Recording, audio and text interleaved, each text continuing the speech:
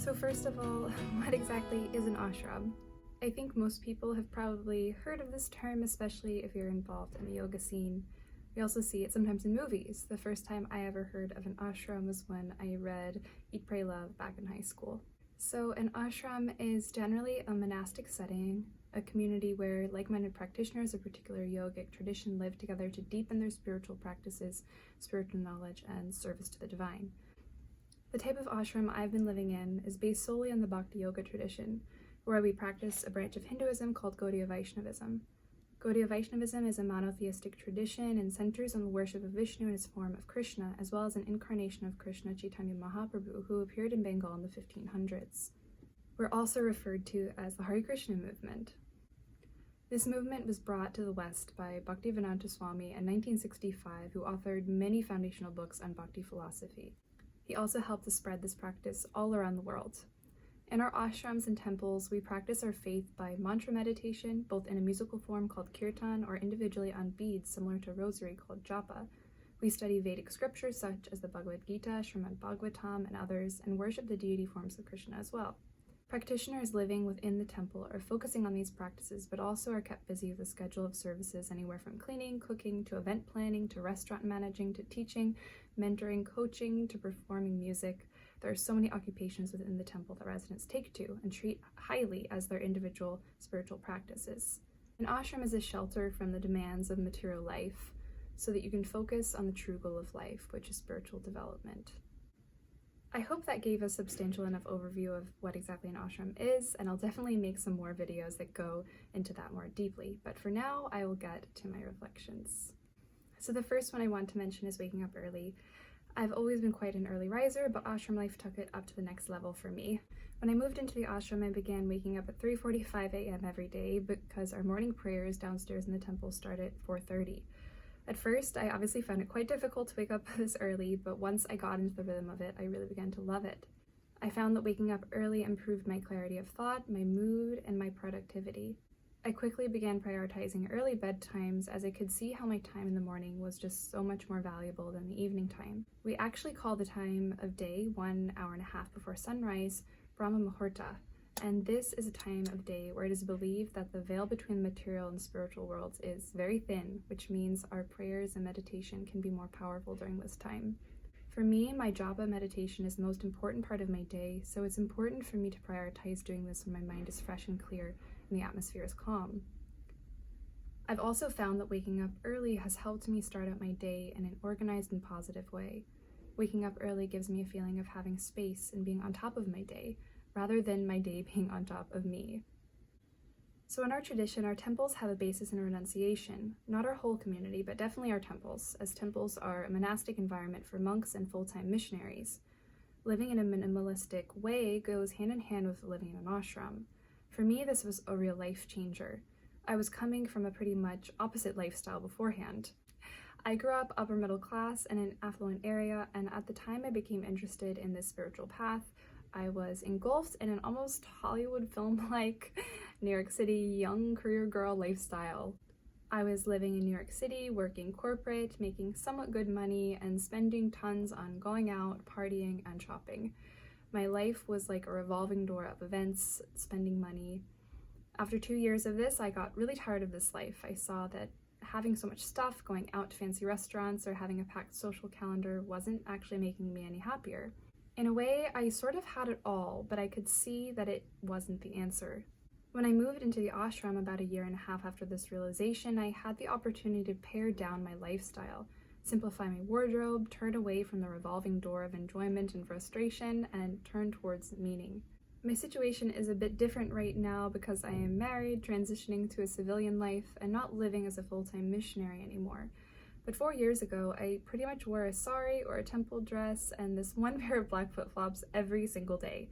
I wore the same hairstyle every single day. I stopped coloring my hair, stopped getting manicures, and when I moved in, I just moved in with a small suitcase. None of my books, no furniture. I went straight into a dorm-like setting with 2 other girls in a room who were essentially strangers to me. For those of you watching this, I know it sounds crazy, and it was crazy, but it was the best crazy thing I ever did because it helped me to find myself in a way that had nothing to do with my material standing in this world. It truly humbled me and gave me the opportunity to invest in my spirituality, relationships, and self-development that goes beyond external identity. During this time in my life, my mind was not disturbed by having the latest fashions, always online shopping or browsing. I wasn't thinking about what I wanted to buy, and therefore I didn't feel any lack. I wasn't overthinking what I would wear every day because I pretty much wore the same thing every day. And it sounds a bit boring, but actually it was very freeing. It made my life way less boring because now I had the mental space, the peace to be able to delve into things that were more meaningful to me. My days were no longer filled with scrolling or desiring random things. They were filled with making deep connections, making a contribution, reading great books, and having life-changing realizations. Now, I'm not saying that everyone should throw all their stuff away and move into an ashram. As for myself, like I said before, I'm transitioning out of that more renounced lifestyle. But for me, having that time period of living extremely simply made a deep impression on me that I will carry with me into the future. I believe there's a lot of power in having an experience of living with less. We can see it as a kind of cleanse, and that it can help us focus. It can help us deepen our attention to what is most important in our life, the deep questions, and help us also be clear-headed enough to hear the answers when they come.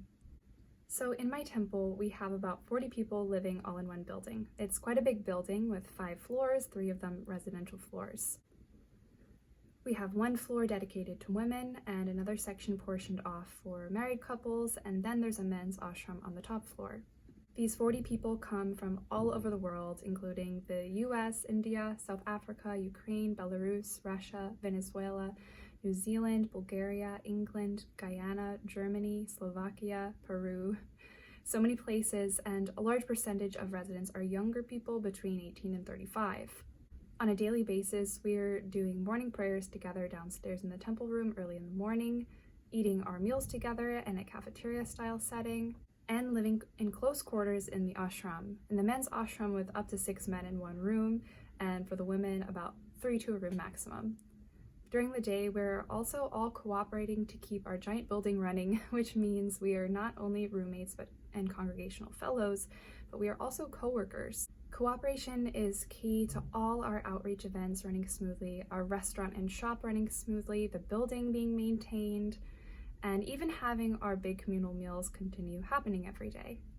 Living with so many people in what feels like a large insular boarding house can take a bit of getting used to, especially taking into consideration many cultural differences between ashram residents. For me, it was both an adjustment, but also a breath of fresh air. In mainstream American culture, we are living highly isolated lives, and ever since the onset of the Industrial Revolution, we have become increasingly removed from the more communal way of living that most of society practiced for thousands of years. I'm not saying that there's something inherently natural or traditional about living in a large dormitory-style ashram in the middle of an urban area with people spanning many continents and cultures. This is obviously not a naturally occurring circumstance. But the point I want to make is that it gave me a glimpse into the benefits of living in a tight-knit community setting. The isolation we experience in modern Western culture is often coming from modern conveniences and independence from others in daily life. What we see actually now is that most of the communal interdependence people are engaging in on a daily basis is at their place of work, which is often a highly sanitized environment. And it is often devoid of natural connections. Having the experience of living closely with others, sharing a common goal, spiritual practices, and relating to each other as almost fellow villagers was eye-opening. In the ashram, we have to cooperate to take care of someone who is sick, or to fill in for cooking for everyone one day, to welcome a newcomer to our shared home, to lend an item or personal belonging to another, to coordinate cleaning in our shared spaces. And really, if you are engaging this community to your highest capacity, you're ultimately taking the fellow residents into your life almost as a family member. I have to say, I have never had this experience outside of the ashram. My personal experience is that a lot of loneliness comes from the isolated lifestyles most people are living. During my time in the ashram, if I ever felt lonely or bored, I could always go downstairs or find something to do. I could always stop in on my friend in the restaurant or ask someone if they needed help with something. I have to actually be truthful and say that I'm quite nervous of moving out of the ashram for this very reason. I'm a bit nervous about not having the environment of service and community to lean on in times of loneliness or boredom. Amidst challenges in communal living, I have loved living with like-minded people, and also living in an environment that I can always have an opportunity to make a contribution and build connections. So overall, my takeaway from living communally is that it is really a joy to be able to be interdependent on others, with others, share a common goal, and stay engaged in making a contribution. The next section is consciously cultivating relationships with women. So in our Western culture, it is really common to have relationships and friendships with the opposite sex. This is something in our tradition, and especially in our ashrams, that we try to be careful of for various reasons. The first one is that a large percentage of our residents are celibate monks, so hanging out with women all the time isn't ideal for their spiritual practice. And also on the flip side for women, it's in our culture that it's better to not get too attached to male friends, as it can create difficult emotions, and to try to rather date very consciously. And on a practical level, if there was free dating and friendships in our temples, there would be a lot of drama and chaos, which of course would lead to distraction from the whole point of why we are all there, which is to focus on our spiritual growth. So practically this looks like there being separate living quarters for men and women, and not having men and women in each other's living quarters in general, only spending time with each other during work or when working on a specific project, not casually or socially so much, and in general on meals, we're eating with just women and the men are eating with men. Usually, of course, married couples will eat together, but I have to say I got so used to this culture that at the beginning of my marriage, I was still sitting with the women, because it's also fun. So this kind of separation between men and women, it's really unique in this day and age. I know that all this sounds very extreme, and I could definitely see why, if you're not familiar with this kind of culture, it could even seem a little alarming. But I have to say, I found it incredibly refreshing and nourishing. Like most Americans, I grew up with a lot of guy friends, and looking back, while of course I had some great friends that were guys, I can definitely see where it can be problematic. I was never that kind of girl that had a big group of girlfriends. I wasn't ever really against it, it just didn't really happen so much. I was a musician and often was in male-dominated circles. I experienced all the drama of what it means to be the female friend of a bunch of guys, and felt awkward when they wanted to date me, or if I heard something I would rather not hear. And I also experienced that I wasn't able to ever really express myself or connect with my feminine side.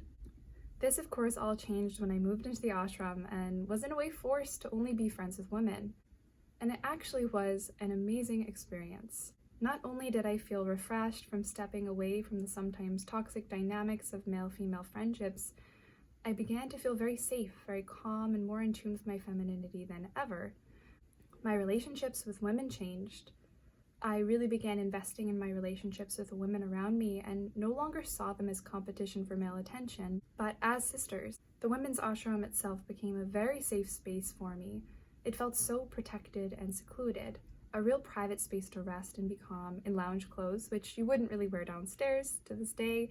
Even though I live down the hall and don't really need to go in there as much, I still like to go in the ashram and sit in the living room or do my skincare in the shared bathroom, because it feels so partitioned off, so safe and so cozy. Having women's only space was something I never knew that I needed. Cultivating relationships with women rather than the opposite sex also helps to refocus the mind on personal growth and spiritual development. Most young people are preoccupied with the opposite sex, which causes so much emotional disturbance. Unfortunately, this emotional disturbance is there during the prime years when we are trying to form our identity and learn new skills, thus hampering our process. By consciously investing in my female friendships, I was protected from the drama that often ensues from relationships with men that are undefined or confusing. I was able to focus my attention on my personal goals and hobbies, and when I was ready for a partnership, things were pretty straightforward and clear. It wasn't full of games or mixed signals. Consciously cultivating these relationships with women has helped me to confront my inner demons. It's helped me to grow, to be a more humble, kind, and compassionate person than I was before. Oftentimes, with the opposite sex, we're putting our best foot forward, and our difficult qualities won't always come to the surface. In a real friendship, these things will come out, and it is to our benefit. These deep relationships helped me to reveal where I needed to grow. It also pushed me to connect with women on a deeper level than I would have before. I'm a bit of a hermit, so often my friendships with women in the past would be very surface level, but I can honestly say that most of the women I've lived with in the ashram over the years truly have become sisters to me. This is something I would have never imagined happening. Sacrificing personal desire can be blissful. When we are living in a community setting, we are often confronted with having to sacrifice our personal desire. This is something that in the modern Western world, we usually try to avoid at all costs. Our whole lives sometimes can revolve around avoiding inconveniences, doing what we can do to manipulate our situations and schedules to get what we want out of the situation. As modern Western-minded people, our highest goal is the pursuit of our own personal happiness, to achieve our goals and to minimize challenges. The difference in the ashram is that the highest goal is pleasing God and also doing what is best for the common good of our fellow spiritualists. Rather than having ourselves in the center, we put God in the center, and also those who worship God in the center. So we're actually also putting our peers in the center rather than ourselves. As a modern Western person, this is a really big adjustment, and actually this is not really a quick fix. This is one of those lifetime goals. It can take a lifetime to become someone who is truly selfless. But the ashram was a great training ground for this. Every day you have many opportunities to practice selflessness and to put your personal desires to the side. When we are living in such close quarters, it is so unlikely that we will be able to use the washing machine when we want, have our rooms look the way we want, or even get the room or roommate we want, or even to have tasks done in the way we might think is best. In secular life, we don't always run into these challenges, as we have crafted our lives in such a way as to avoid them. And while it may be more comfortable this way, there's a lot to gain from sacrificing our personal desires. Sacrificing our personal desire can be blissful, because we can feel a great sense of relief when we give up control. We can feel bliss from making others happy, and we can feel calm from not having a personal agenda. Giving up this personal agenda allows us to be closer to others and not see them as enemies or roadblocks to our own enjoyment. Because people aren't actually enemies or roadblocks to our enjoyment, they're people.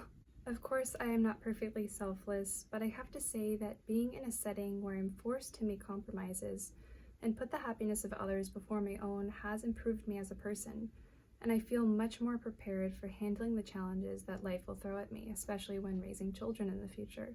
In this day and age, you will never really hear the advice that to become happy, that you should mellow out on chasing your own happiness. But for me, that's exactly what has helped me to become more happy.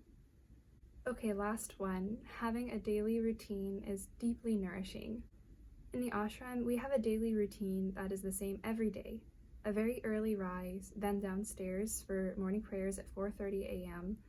Then by 5:30 we do our meditation, followed by class and breakfast.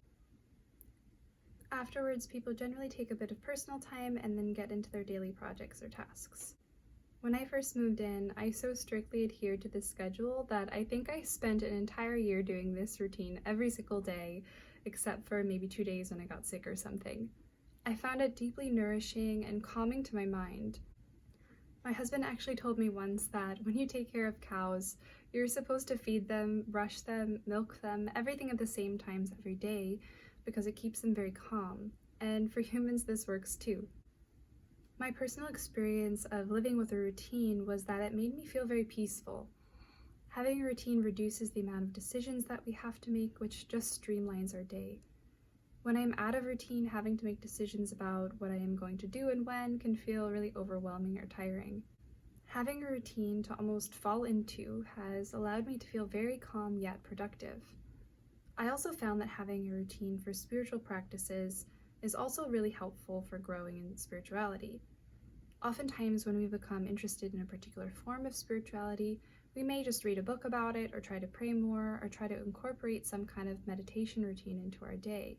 Oftentimes, these attempts to incorporate more spirituality into our life can fall by the wayside if we don't really prioritize it or specifically schedule it into our daily routine. I found that the structure of the ashram provided me with the tools to be able to craft a daily routine that I can rely on every day. Of course, not every day is perfect, but at least I do know when certain things are supposed to happen. For me, my spiritual routine includes japa meditation, which is mantra meditation on beats, study of scripture, reciting prayers, and personal reflection either through prayer or writing. By adding these into my daily routine, generally before breakfast, I've experienced more consistency and growth. For example, there is one scripture that I've been reading that is 12 volumes. It's really, really long, and I'm now almost done with it. I know for a fact that if I didn't schedule it into my day, I would never be able to finish it. Anyway, so these are just some of my thoughts about keeping a daily routine and how it can be something that can give you a sense of calm, but also structure that is supportive of achieving your goals. I think it's time to wrap this list up, and I thank you so much for listening. I have a lot more thoughts and takeaways from my time spent in the ashram, and I would really like to share more here. If you have any comments or questions, I'd love to hear from you in the comment section below. And again, I'm trying to grow this channel and share more about history, culture, and lifestyle, so if you like this kind of content, please like or subscribe, or consider sending this to a friend who may find it interesting. Okay, I'll see you next time. Bye!